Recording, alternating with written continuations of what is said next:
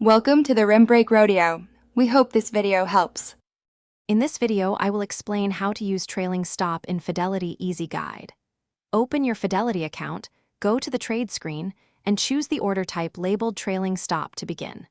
Decide whether you prefer a dollar amount or a percentage to trail the price, and enter your trigger and limit values carefully.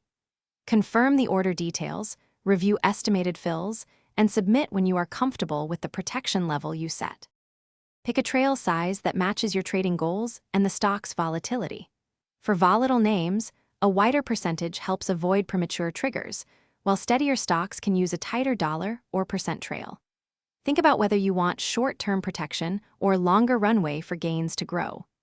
Always review historical price swings to estimate a sensible trail and adjust as your position or market conditions change for sensible risk management. Understand the execution differences so you know what to expect when a trailing stop triggers.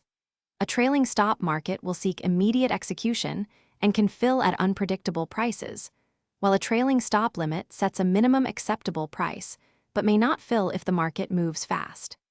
Choose based on whether you prioritize certainty of execution or control over fill price, and monitor open orders to modify or cancel if conditions change. Thanks for watching. Consider subscribing if we helped you.